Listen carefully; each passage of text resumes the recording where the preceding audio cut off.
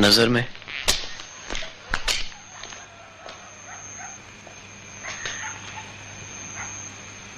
तौर रखता हूँ।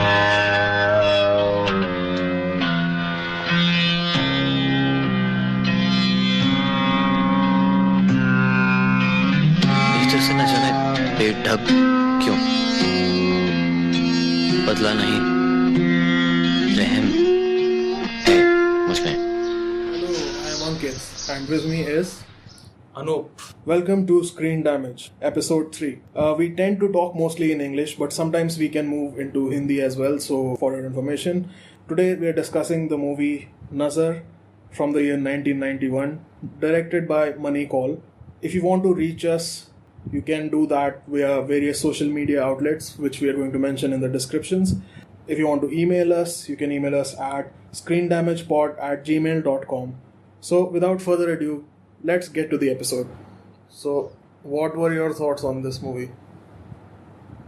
It is good. It is okay movie. That's the extent. Yeah, it is okay.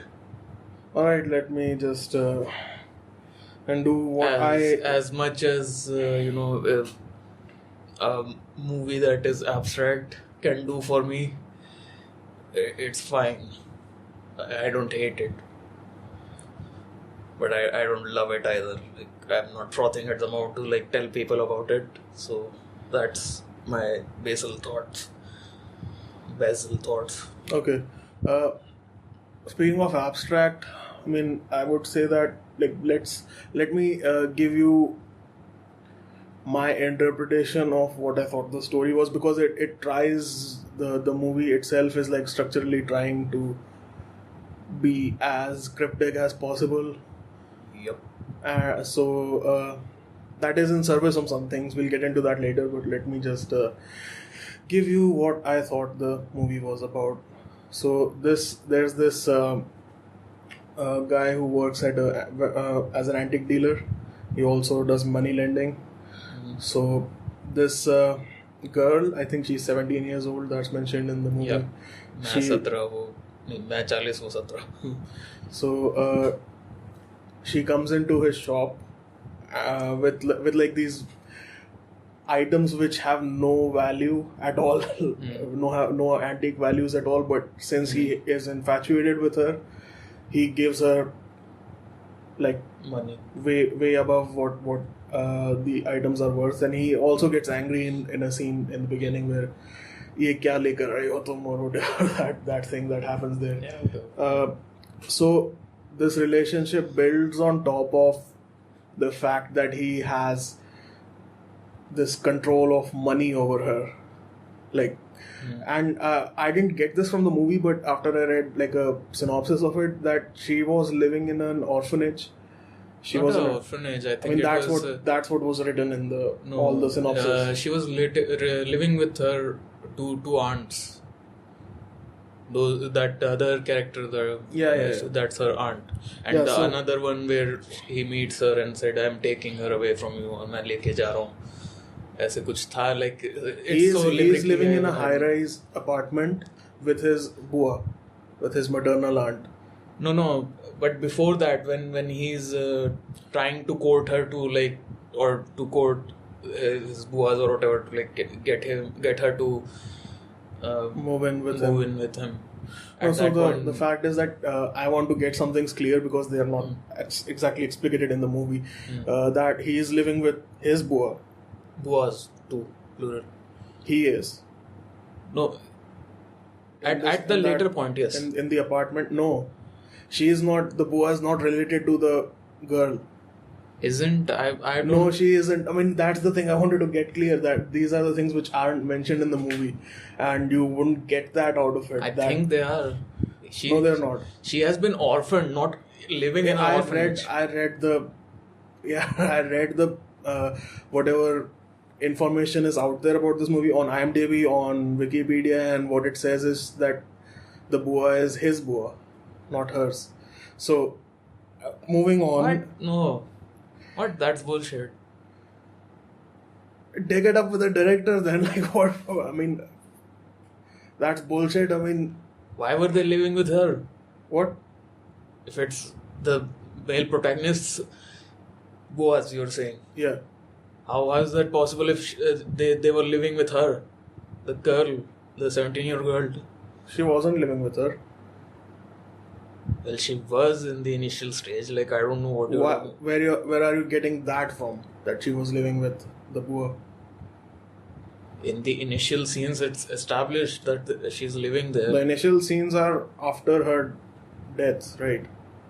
The initial scenes, the first few scenes where he is like moving around in the apartment. Not in the apartment. He's not in the apartment in the initial scenes. He's moving around in some place where they live, like this Boaz and her. And where do you get that from? Like, what indication was there that it was not his apartment? He's talking about like she died. He's talking about like how she died and how his apartment has a certain aesthetic that I can recognize, man. What are you talking about? This whole second half of the film or later half of the film after that? Okay, so just, let her me apartment. not say anything and you describe to me what the movie was, okay?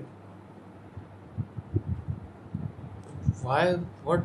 You describe to me what it was then. Like, if you're going to interrupt me while I'm trying to get my thoughts together about this abstract as shit movie and just saying that she's not his boa, then Okay, what? these are your thoughts and they say so. Like, don't be definitive about it.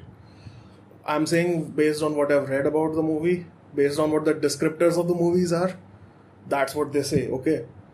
If they're not true, then be that as they may, but like I'm saying that that's I think what I have was read happening. as much that. Okay. So I have Moving to- on, she was in some sort of arrangement where she was going to be married off to someone else in order for the people who are living in that place where she was to get some money out of it, right?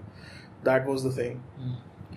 And this antique dealer, he comes in there in that place and he makes an arrangement with those people where the girl is living, and he brings her home to live with him in his apartment. And the whole relationship is based on this arrangement, right? This sort of like he says at one point that उसने घूस दिया है, he bribed her to bribe someone to get her there. He says something like that. So like from the get-go, the relationship is not about some sort of like love or some sort of attraction towards each other. It's just about like him trapping her in a cage of like dependence of money and all that, like. And after she moves in with him to the apartment, she becomes despondent essentially, and they do certain things and certain things are being done, and through the visual and the audio cues that are being shown in those parts, it is heavily implied that she feels trapped with him, living with him.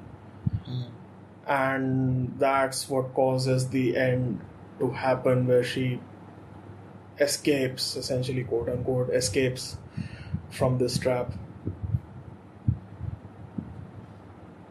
That's my interpretation of what the movie was. Have anything to add to it? Not add to it, it's just like the structuring and stuff is kind of in a flashback kind of manner, right? Like it's not front to back. Well, yeah, the first scene itself is like after she has committed suicide, and he is talking about why she did it and how she did it and things of that nature. No, the whole movie is essentially him explaining it. So it's kind of in a limerick sort of way, right? Like I don't understand limerick. What is limerick again? Limerick is a rhyming poem. It has a scheme to it, rhyming scheme. What would be the scheme? Well, I don't think that applies to this movie. Maybe you're thinking of haiku or some sort of formless poetry. Yeah. So it's kind of in that format, right? Like it's abbreviated things and yeah. I agree with that. Like so it seems like sort of you know, what do you say, obituary almost. Well, In that sense, it's from kind what of I working understand, backwards. is that at the beginning he begins talking to us, the reader, the viewer, the audience, Yeah. as like some sort of way to get his get events right, get like the chronology of the Yeah. thing right. So that I think that's where it begins. I feel it's more like the what was I saying?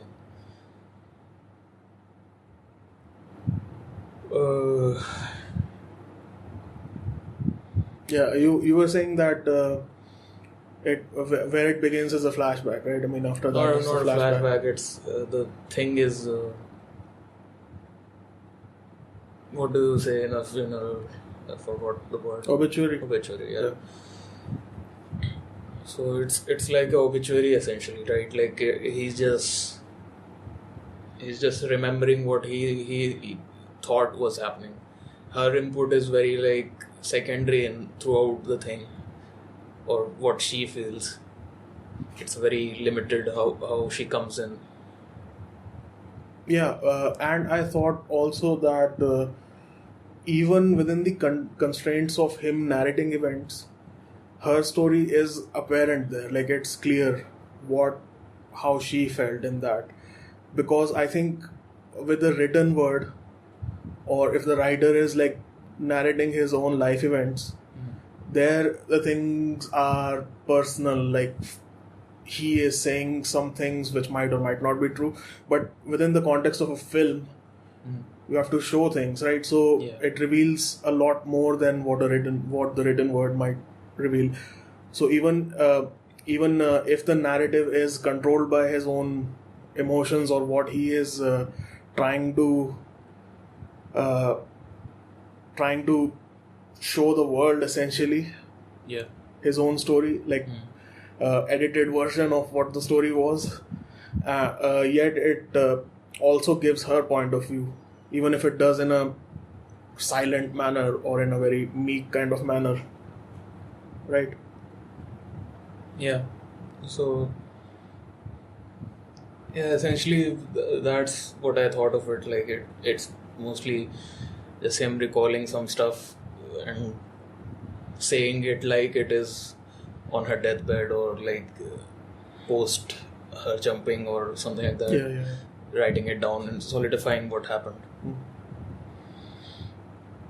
Do you think that the fact that he is narrating these events, and in certain moments he does say that ऐसा भी हो सकता था but ऐसा हुआ नहीं और हुआ भी, some things like that he is unsure of how things happened and maybe it happened this way? No, there are a lot of shots as well like that, right? Like it's showing repeating. A certain repeating and that's a I think that's a very common technique that directors tend to use. It doesn't really. I don't like it. Whatever. Speaking of that, the way of direction, like this movie's the way that it is shot and the way that it is cut, it reminds me a lot of Amit Datta. His movies, I've seen two of his movies. One was Even Red Can Be Sad, which was a documentary about an artist. And even in a documentary format, he used these sort of techniques where, shots are being repeated, things are being repeated, and there are long moments of silence and things of that nature. And his other movie Nayan Sukh was also like directed in that manner. You have not seen any of these, so you must have heard of the other director that I'm thinking of when I see this movie is Terrence Malick. His movies also have this sort of quality where that felt a lot more controlled as compared to this. It's this. You've seen Terrence Malick's movies? Yeah. Which one? Tree of Life. You've seen that? Yeah. Okay. You felt that was more controlled than this? I mean, yeah, it was. The joke right itself. Yeah. It was as it was these formless, movies. right? It was some sort of like poetic evocation of things. Like this movie does that as well. It's trying to be more poetic than have some sort of concrete written form, narrative form, right? No, this feels like at times that if you play a recorder backwards or something, Yeah. it would just go like whoa, whoa, whoa, or something like that. It does that a lot. So like I kind of lose interest in those moments sometimes, and I was watching it in a weird way too, though like that. To add to it, I was laying down on the bed and leaning towards the left, and when the silence came in, I kind of fell asleep three or four times. So like, I think that's the best way to watch this movie though, because it adds to the experience. When I was watching that movie, even Red Can Be this Sad. is more trippy than Tree of Life. This is more trippy. Is this? Yeah. I don't. Yeah, I mean, oh yeah, I would agree on some level, but like what I was going to say is that Especially when you are kind of half asleep and like. Yeah, speaking on that aspect of half asleep, Yeah. watching a movie, I've watched like in cinema halls a couple of movies when I fell asleep during them, and the movie I mentioned before, even Red Can Be Sad, that's a documentary. I fell asleep in between the silent moments in there as well, and I think that adds to the experience because it tends to, like, the moment that you're falling asleep, it tends to solidify certain things which are abstract in that very moment. It tends to make them real rather than just like if you were to keep watching the movie. I think it adds to certain experiences. I mean, I'm just like saying these things, quote unquote, but like Maybe, I think in certain kinds of movies, Maybe the experience gets enriched, but like it doesn't help the movie much. Your personal maybe- experience, because other people might have better attention spans and whatnot. Like it doesn't have to you do don't- with attention span. Sometimes you just fall asleep. It can be like due to the movie itself, like the sounds, the sound design, the visual aspects of it. It might lull you into a sleep.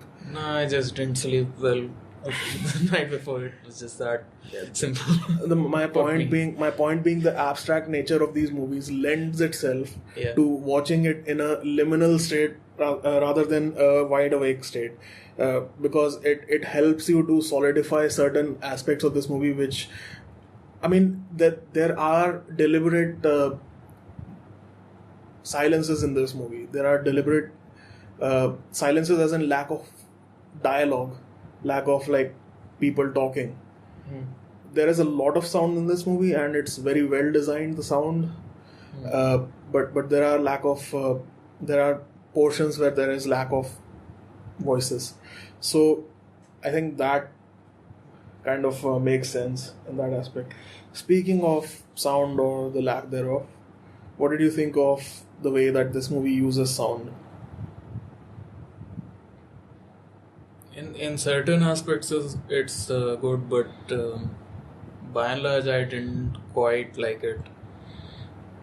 It's that same thing about like too much silence, and I'm kind of losing interest.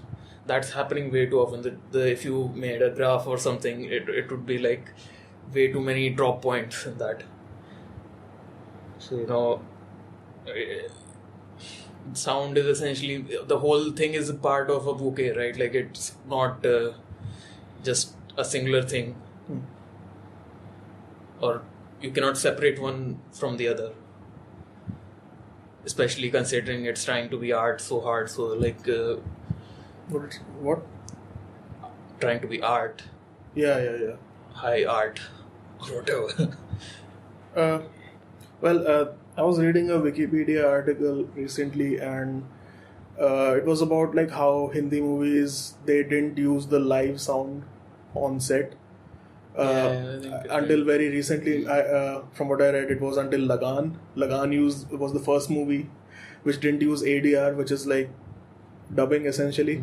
So I dubbing think that still is kind of prominent Yeah, it is, but like in these kind of movies, the dubbing aspect of it works better for me because it's like the crisp nature of the sound, like it's just like the whole creaking of leather shoes and shit like that, the whole crisp sound aspect of it. I didn't like No, that. in these movies, in the movies from the 80s or 90s, like where it's like every sound is isolated and every sound is like I mean, if it's a art movie or whatever, like the bouncy crispness and shit like that. No, it's different in different contexts. If you take a Bollywood big rara Bollywood movie that's been dubbed, like say a Sholay maybe, it's very deliberate, those gunshot sounds or whatever. It's very like matter of fact. It's happening.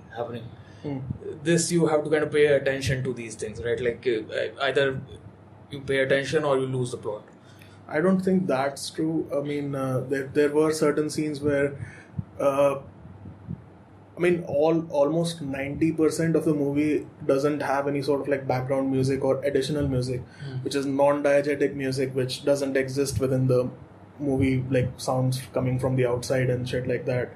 I think that adds a lot of atmosphere to the movie, and it also in several scenes it adds points where you're supposed to be tethered into reality, right? I mean, the movie at certain scenes it uses sound to cut, right, or show the motion of movement of time, right? That's what I'm saying though, that you have to pay more attention in this to the sound, to the overall aesthetic of the movie as compared to say a Sholay, which is just going on and on and on, and you just are in for the story or whatever, or the comic scenes or big जैसे शोले में अगर कोई कोड़े मारने की जो आवाज है, that's going to probably be like the cracking of a whip is going to be probably ADR, right? It's not going everything to be from is ADR. gunshot. Even you're talking about Lagan, I think that's untrue, but like that's just what I read. I mean, I don't know the facts. No, I mean, it's by and large still there, right? Like you see a blockbuster movie, they are still using ADR rather than actual sounds. I don't think that's true. Now maybe to an extent, but like in recent past, maybe if you just go to 2014 or something, I think you can find dubbing happening very prominently. Like it's so not dubbing is not just that. I mean, it served it had a functional origin. It was because the cameras that was limitations and stuff. Yeah, the cameras that were being used before were so loud that they tend to drown out the natural sounds that were going to exist back then. So so even with this like ADR stuff, there are still sounds which are from the scenes, right? I mean, it's a mixing of those elements in this movie, and that I really, really like. But there's something to that. Like there's something to the ADR thing where like you don't feel that. Even the voices in this movie, like in this era of movies from the 80s to the 90s, there's this whole like crispness to the voices as well, which is kind of distracting as well, to be honest. But like it's just like it elevates the voice to something above natural, right? It's it doesn't really matter in this movie, right? Like because most of the time it's the lips are obfuscated in this, so it doesn't really matter. It's like as we said earlier, right? Like it's trying to present an aesthetic of a obituary or something that is being read post the death of that person, significant other or whatever. So it's in service to that. It doesn't really matter if it's dubbed after or it is live or so on and so forth. The only places where I can remember in this movie where soundtrack is essentially used, it's for punctuation of scenes. It's like only for like it's only used for effect.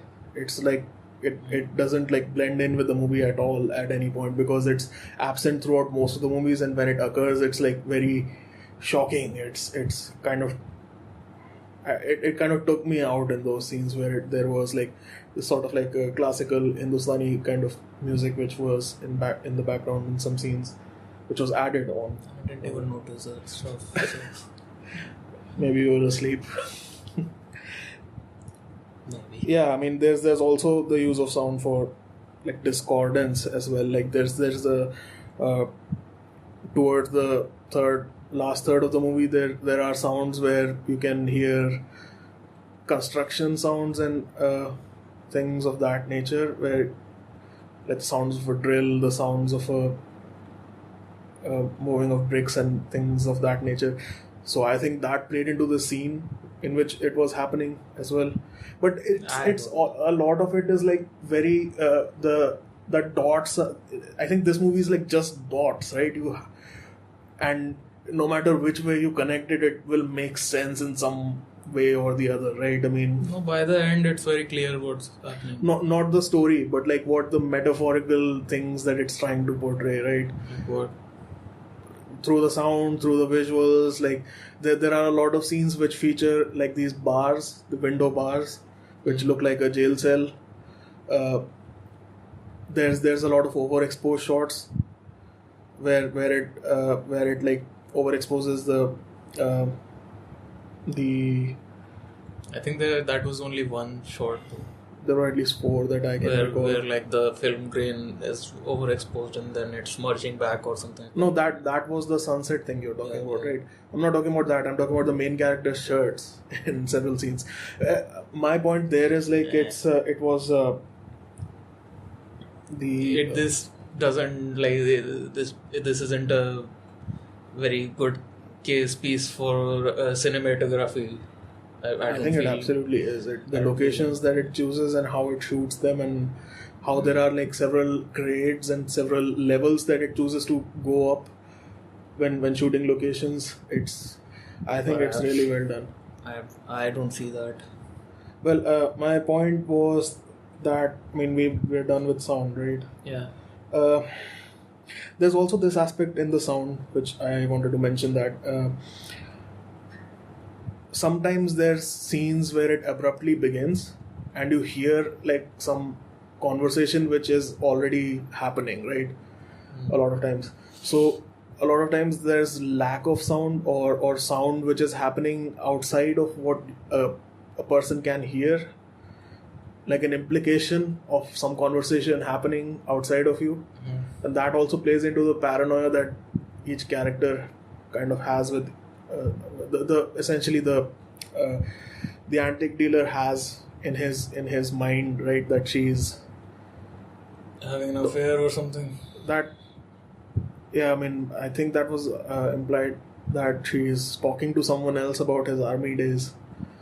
Yeah. So that's also I think a good use of like sound or lack of sound there, because it's cutting into scenes where the character doesn't know what's being talked about, or maybe he does know, but it's not shown in the movie itself. I just wanted to say that, like, let's move on. The visuals, let's get to that. From the beginning, there are several scenes where the camera is roving around, right? It moves quite frequently around the set, right? Yeah. So, and even in those scenes, sometimes it moves around and the movement shows like the passing of days or whatever, right? It doesn't demarcate between time, right? The No, it movie doesn't. itself. No, it doesn't, but it's all signified or whatever.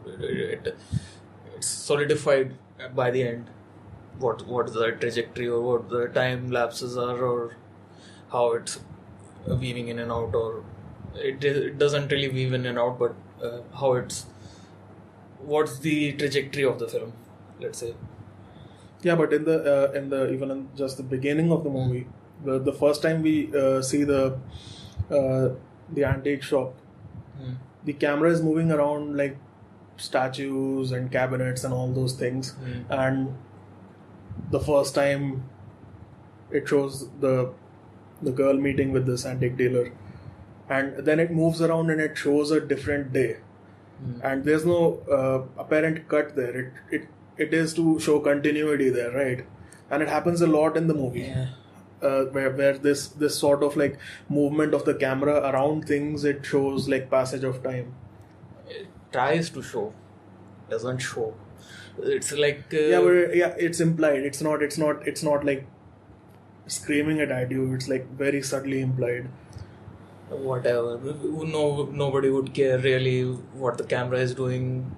I would think, like, because the the the storytelling or whatever, the obituary that he's presenting is the center stage thing, or the main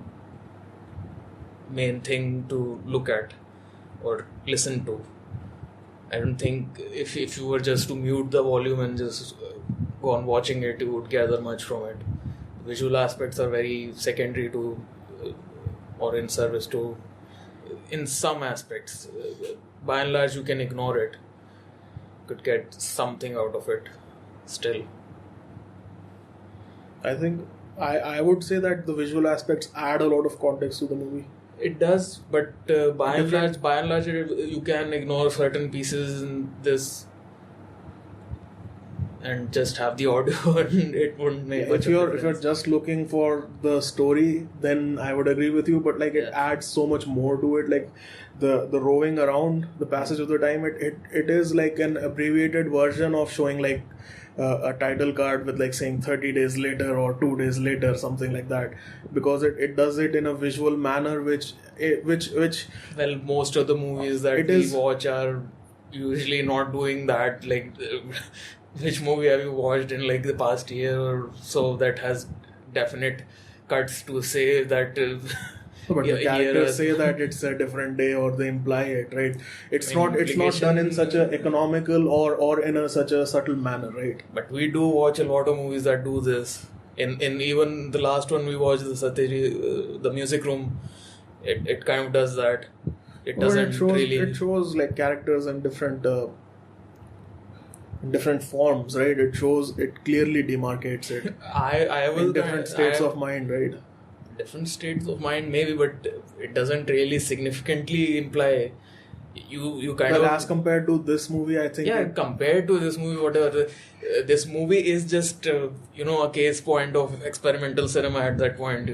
This is how it was, how cryptic they were being for no reason. I don't. So on and so forth. If you can gather the meaning from it, that it is implying the passage of time, I don't think it is cryptic then, because it becomes apparent, because it does provide some context to it. I mean, to you, not to me. You didn't think that when you were watching the movie? No. Okay. I only got to know about the whole thing by the end. I was just in for the ride at that point. Like, just take me where you're taking. Just let's go. The last point regarding the visuals that I had was the camera when it's in its initial point of movement, where it begins its movement, where the cuts are apparent that the camera is going to start to move from here and rove around. The beginning points are essentially, almost all of them are beginning at the cityscape, at something which is outside rather than in. So I mean, that I think is the implication that of being trapped again. It's like showing how these people are inside rather than... Again, the dialogues or the monologues, they kind of solidify this more than the visuals. Visuals might aid them, but like it's very, in service to the dialogues. I don't see how that's... Does that take away from anything? Not really. It doesn't add either. So I think it adds a lot, because it's like constantly looking out at the city, and with that it also adds the sounds of the city constantly. And even if you are inside, you can hear the outside at every moment. Like you are, it does give it a dimension of like you want to escape, right? It does give the context. Do you think that those things could have been done only by audio, if it was just an audio story? No. The visual aspect is all. No, I don't think it could be done in just an audio form. I don't think that implication can be there, because in this, like, the panes of glass are always present behind the characters, and through them you can see the city outside, but it's through a pane of glass. It's not like you are in the city, you are in the outside. It's always presented within the context that the framing is there is an outside, there is an inside, and you're always on the inside, and that's where you are trapped inside, right? Yeah. But And I think sound adds to it as well, because the sounds of the city are ever present and they remind you that you are inside and not outside, and that's a inkling of what exists outside, right? Let's get to the Nazar aspect of it, the gaze. The first point where I noticed this was when he leaves his job to go and see her. Right, the first time he goes out of the shop and goes out of the antique store and goes to meet her with his boy, right? So at that point, before meeting her, he's like just at the night, he's just like observing her, right? Just seeing her. And he says that I was dekh raha hu, yeah, something like that.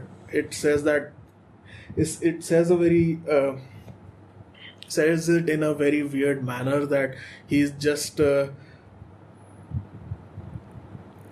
don't know, I mean, it's just like keeping distance or something, like he's just like observing her in the beginning. okay, so what I understand from the Nazar aspect is essentially it's trying to show this individual in a perverse manner, right? Like it's Yeah, trying peeping to, Tom kind of thing, right? At the beginning. No, not I mean, even not- peeping yeah. Tom, but it's more just being a perverse person who's interested in just navel gazing and just looking at things or looking at this woman, these women or this woman. Yeah, in particular. it seems like And she is like just, particularly when he in the later on scenes says that I am 40 and this lady is 17, so it's kind of solidifying that aspect of it, the perverseness of this person, right? Like the Nazar of the male gaze. he also says something ki jawani ki muddhi khulli rehni chahiye or something like that, he says, and Yeah, it's those kind yeah. of really, you want to say icky kind of things. Yeah, I mean but it yeah, Come on. it's yeah, I don't know, I mean the I also wanted to talk about the way that the dialogue is framed in this movie, the grammar of this movie, essentially how people talk to each other in this movie, and that dialogue is couched within that like obfuscation of language, right? That saying that Jawani ki mutti khuli rehni chahiye. I mean, that's said in a manner where like nobody talks like that, right? Nobody has or will ever talk like that. Yeah, that's to- what to I people. that's what I'm saying when I say this is more of a obituary or something that it's more personal or Yeah. with feeling and with it's trying to say something very specific to a specific person. Yeah. It's not for the world, but it is contextualized in that. So my point about the grammar thing is that these people talk to each other in a way where all desire is stripped away from their language. It's just like mere ko ye chahiye, and it's a very monotone kind of delivery. And I think that's deliberate in that it doesn't bring attention to the context within conversations that humans tend to have, right, with each other. Like any conversation that people are going to have, it does have like baggage associated with it. It is interesting or intriguing, but you don't want to have this conversation with an individual. Yeah. This is what I It's more like कि अगर मैं कहता हूँ, if someone says that I love you, yeah. rather than that, if in this movie you would say that like मैं तुम्हें घर में रखना चाहता हूँ, or I don't know, I mean I'm just rambling here, but like it's just like it's no desire is explicated in this movie. It's just like I want you, so I am going to buy you. That sort of thing is happening, and even that isn't explicated. That's implied. The stilted dialogue delivery is like there was one scene where he is talking about how I am doing some. The antique dealer says something, and she says like हाँ मेरा भी वही, like that sort of thing. Like it's like sentences are kept so short, and it's the way that these people talk to each other, nothing is revealed through that. So everything else has to do the legwork of revealing things, like the visuals and the sound and all that. It's I don't know if we want to get meta in our thing. You can cut this out if you want. It seemed like when you were doing that Tanpura Barbie thing. It's That's not out there anymore, so nobody will. so it's essentially like that, right? Like it's the baritone or monotone that it's. So for people who don't know what this was something I did a long time ago, where I was doing these translations of popular English songs using Google Translate, and I was just speaking them over a Tanpura sample essentially. And I think that's what you're talking about, like. Yeah. So yeah, I mean, If you were to just cut it a little, like add some gaps in that. yeah, it's like if a poem was poem was being spoken with like the utmost Disinterest. like in yeah, that's what this movie is trying to do. It is poetic, the language that they're using, but it conceals rather than reveals. So getting back to the point of the Nazar thing, like how he views this girl and how he wants her, so he has her, and I don't know what to. there are many points in the movie where he's just watching her, right? Even after he, I think, marries her or something. He is just We kind of covered that in him being a perverse individual. Or, yeah, but there's one scene where he is just following her around the city, right? That's what perverts do, right? But that's not a perverse thing. He's just like, he just wants to see what she does when he is not present, right? No, it's in service to that kind of. At least I choose to believe that it's more to do with him trying to figure out in his head what she might have done and presenting it in his. Well, okay. Do you agree with this obituary. fact that the end, why she jumps down, the reason is that he tells her that he knew that she had put the gun on his head. Did he say that? Yeah. He says to her that मेरे को पता था, मैंने सुना था वो सब जो तुम कह रहे थे, or some not in those words, but like. From what I can gather, it was more to do with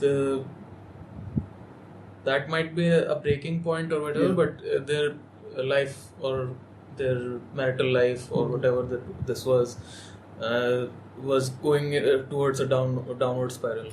So my point there is that it that aspect of him knowing what she was doing when he was unconscious, right? That's, I think, permeated throughout the movie, where he wants to see. Unconscious or not there. Yeah. So Yeah. like her singing, Yeah. वो गाती है. He's So he asking- doesn't know that, because in his presence she doesn't do that, because she feels Yeah. some way about him. My point there is that it's the Nazar thing is that he always wants to see what she's doing even when he's not there, and he just wants some sort of like be some sort of Aadhaar like surveillance thing, right? I mean, he just wants to be an overlord or something, like just observing everything she does. Like he says in several scenes, he says that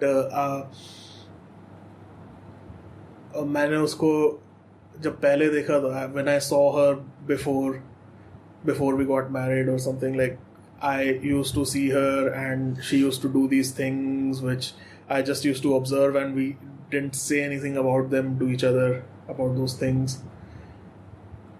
So like it's about like withholding these things that you know about this other person, and just keep gathering that information rather than doing anything with it.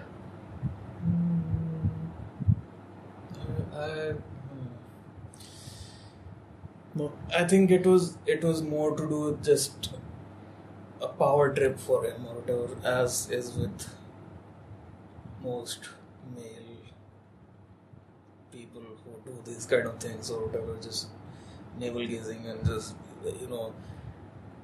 Gatekeeping. hounding people or annoying people, being a nuisance essentially. So do you think that it is restrictive to her, his behavior?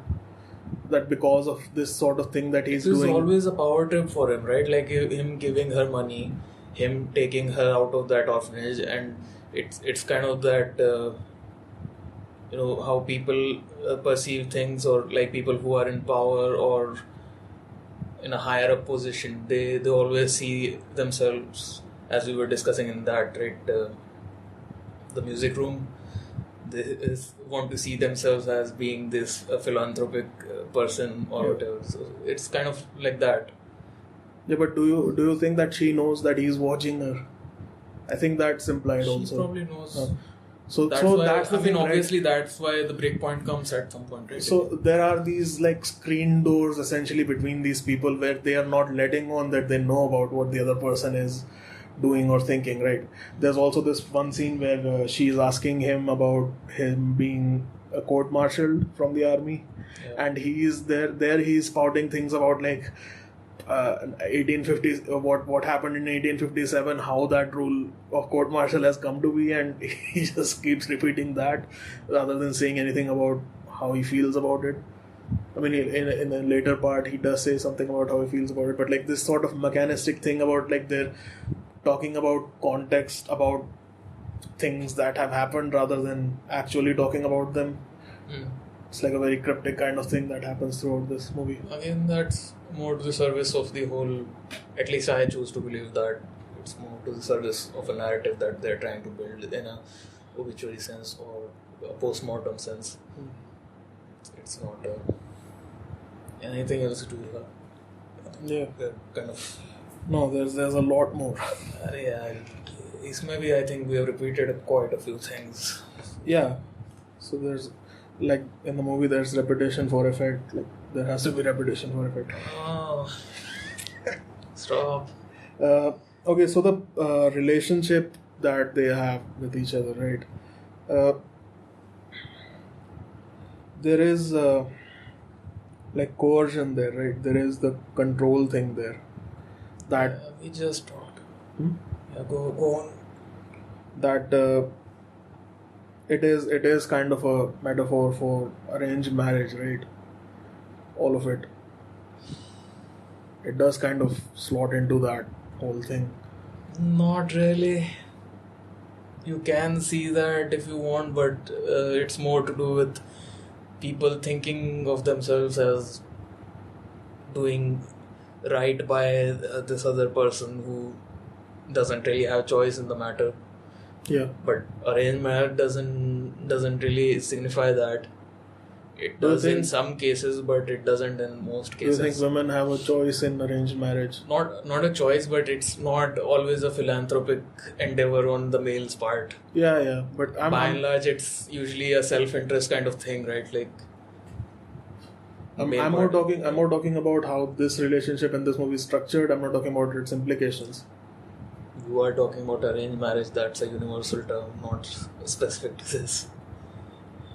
I'm talking about how this the relationship in this movie is structured, how it begins, because of like coercion, because of the control of her livelihood, essentially, because he has the money or whatever that thing.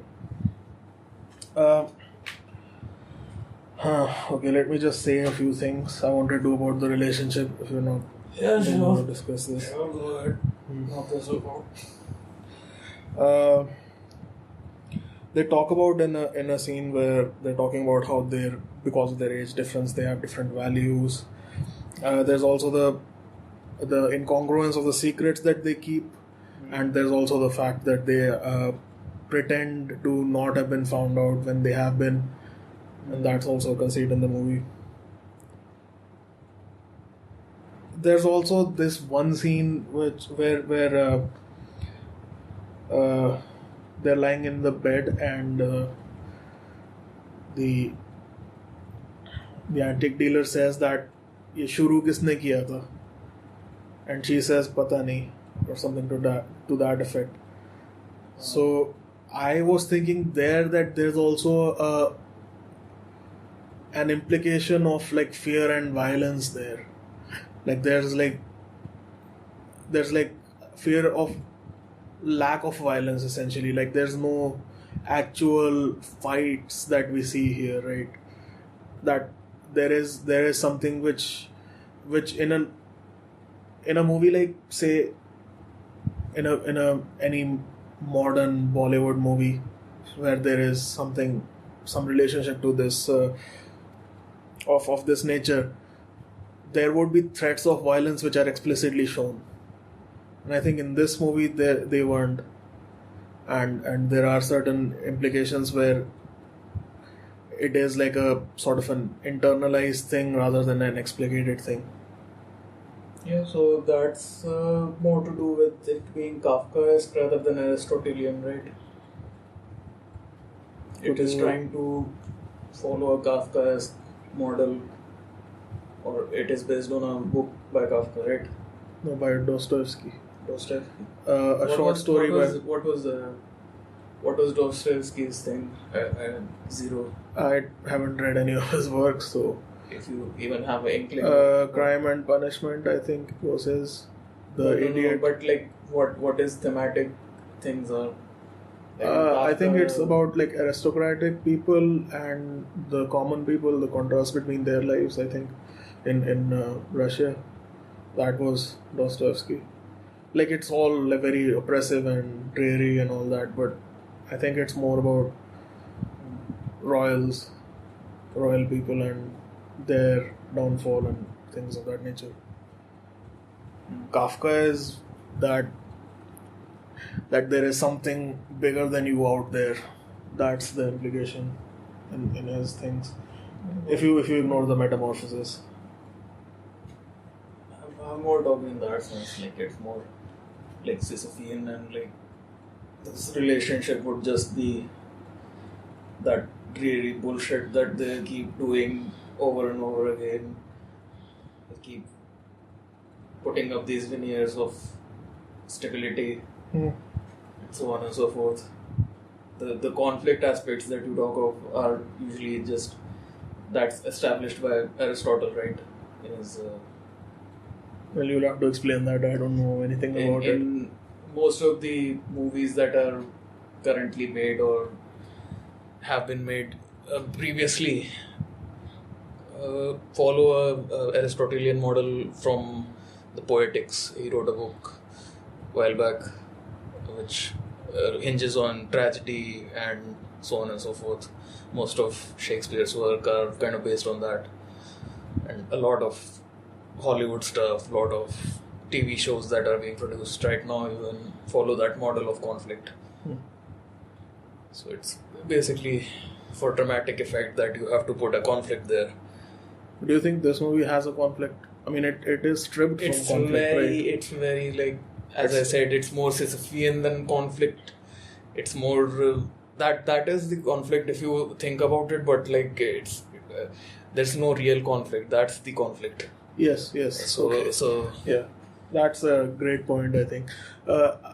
What I was going to say that it's acting as if like it's a very stoic kind of movie, like the dialogue delivery and everything. There's no emotion to them. Do you think that's aided by Shekhar Kapoor playing the? I don't know that. Dealer. I don't know what he's the person. I only know of his Bandit Queen. That's the extent of my. He's the pioneer who made Mr. India, the pioneering sci-fi Indian. Whatever. No, but he's a director first and foremost, and choosing a director who probably doesn't have any acting experience. If you go through his like Twitter and stuff, I think you can sort of see that he is that guy almost. Is just. He's not stoic though. Like he doesn't say things. What do you know about him? Okay. For all you know, he posted some shit about water recently, and like it was really. Water, the movie, or water? No, just water. It was something about World UN Day or something for water, or World what day? World Water Day or some shit. I don't remember exactly what the World Water Day. We are talking about an Instagram post that I saw like a week ago or something. I don't remember much about it. So was it a text thing on the? It was a photo and then he wrote something. So he's a. Did he make a meme? He is a meme. He is a meme. He is a meme. Do you think we can like start a meme based on this movie, like like his face? No, you can just reopen your whole reading of modern English songs in Tanpura backgrounds. Okay, getting back to uh, hmm. there was this one scene which really distilled the fact that it was trying to show the movie as them being trapped in this high-rise apartment kind of feeling. You already did this, yeah. But there was one particular scene which really highlighted this fact where he is talking to the camera in the movie, and the focus of the camera is towards the outside while he is talking. And the way that the shot is framed, on one side there is a screen door, transparent screen door, and on the other it's open to the outside. And while he is standing open to the outside on that side, the camera is not focused on him at all. And when he moves to the screen door, the camera suddenly focuses on him. So I think that was like the implication there as well. Like I just wanted to mention that shot. Any other shots that you thought were really interesting? I liked this movie, like the visual style of it a lot. Okay, we get it, man. Yeah, also there's this. Three cases. There's also the through line of using plants in this movie, of using green. Yeah. When he visits the girl for the first time outside her orphanage or someplace, the whole environment is covered in plants, covered in green, and in his apartment we can see several plants, right? And towards the end we can see some of them are withering. And when towards the end, it's from the beginning, it's just been withering. Yeah, so even that it's kind of, the plants have overgrown or whatever. It's not something that they have planted most of the time. It's just overgrown or weeds. do you think there is some significance to that? Like the greenery that's being used in this movie. There are several shots which move across the plants, and I mean significance as in towards the movie. Like it significance serves the towards. movie. It serves the movie. Yeah, okay. Do you think that there is also this whole indication of that he sucks the life out of people, like towards the end when she is essentially, a doctor is coming to see her and her health is deteriorating, and he comments on her health at that point. Do you think that it's because he is like literally sucking the life out of her, or something of that nature? Like that is also parallel in the plant thing. No, you don't think that's, you don't? Not really. Okay. Why would he have any plants there? Well, he is 40 and she is 17. There's that implication of those plants, even though decaying, are still there. yeah, they're there, but they're decaying. They're not. They're not that as like. Could be a seasonal decay. Yeah, so Mr. Literal over here looking at the physical characteristics of things. Yeah. I can get literal if you want. No, I don't want You that. want a gardening lesson too? No, I don't want a gardening lesson here. The one point that I laughed in this movie was when he's like talking to her and saying that हम लोग गोवा चलेंगे और वहाँ जाके we'll have a vacation or something. I'll not go to the shop anymore. Like that sort of thing. The common thing कि भाई गोवा में जाके सब ठीक हो जाएगा. Do you think there are any other attempts of like him trying to make this work or something? Make the marriage work? I mean, work as in like, as long as it's according to his whims or whatever. It's not work. So do you think he just wants something which he envisioned at the beginning of their relationship when they had not even met or something like that? It's not even met. I mean, as he was just observing her before he started to have some power over her.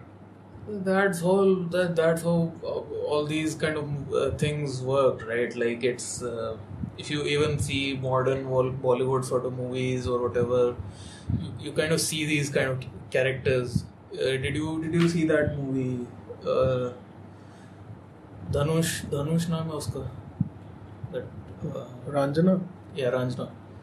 So that is like the hyper version of this, right? Like him going around haunting that girl just because he's infatuated with her, right? And then somehow that story works out for him. Right, yeah. That's the lesson of Bollywood through the ages. This is essentially mimicking that, or like trying to sell that story in just a different way. So I don't see much difference. It's just having that veneer at the up. In the beginning, it has that veneer of being progressive or whatever, right? Like they are actually being into this guy rather than to an extent, or she not fully being able to form her opinions on this guy, but still being still going. What in Ranjana or in this movie? In this movie. I don't think for her it was ever about any sort of relationship, any sort of like love for him. No, but she couldn't really form that opinion at that point, right? Like, but it was kind of like she was into the idea of leaving this orphanage, or she wanted to leave. She wanted to leave that orphanage because she was going to be married off to some other guy. So this was the lesser of the evils. In that sense, this is sort of being progressive in that sense. Okay. In Ranjana, you get like obviously the cliched kind of versions of what Bollywood does. Yeah, abuse, sexual abuse, and all that. Yeah. So, shooting off of that point that you were talking about right now, that how she wants to escape there, right? Do you think the ending of this movie is her trying to escape this guy and escaping these situations where she is essentially a prisoner? Because she was a prisoner before living with him as well in the orphanage, and she was a prisoner when she was going to be in the apartment before moving into the orphanage, dude. Yeah, okay, I'm sorry. I wanted to say that when she was living in the orphanage and when she was going to be married off to another guy, I kind of missed that. I don't remember. There was that dialogue that she is going to be married off to some other guy. As a prisoner of circumstance in those situations, she decides to escape, right? She decides to do things like go to the antique shop and get some money from there to be able to escape. So, do you think? I don't think so. It was for this or something else. That's not explicated anywhere. But do you think the ending where she just jumps off is the only way she could have escaped this relationship? I mean, that seemed like the only way. Other than that, the obvious thing of her shooting him was there. The implication was there. She could have killed him and lived her life, but that would have just made her end up in actual jail. So there is that implication. We shouldn't be laughing at that. The pure cessation would be only to end this cycle, right? Yeah, but that's the whole oppressive nature of this movie, where like it's trying to build a gilded cage for people, and like it's just. I thought it was good. It was shown in a good manner. Okay, the final thing I have to say about this movie is that it's like for the antique dealer, it's more about like you concoct some sort of object of desire inside your mind, and it only works until you obtain it, and until you actually get it. It like melts into air at that point. Like that's the whole thing that I got from this movie. That until it's unattainable, then it's enticing. The idea of a relationship. Is that it? Yeah. Okay, so are we done? Bye.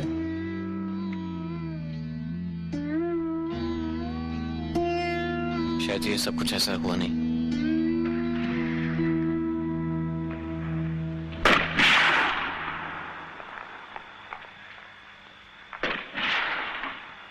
लेकिन हुआ जरूर होगा.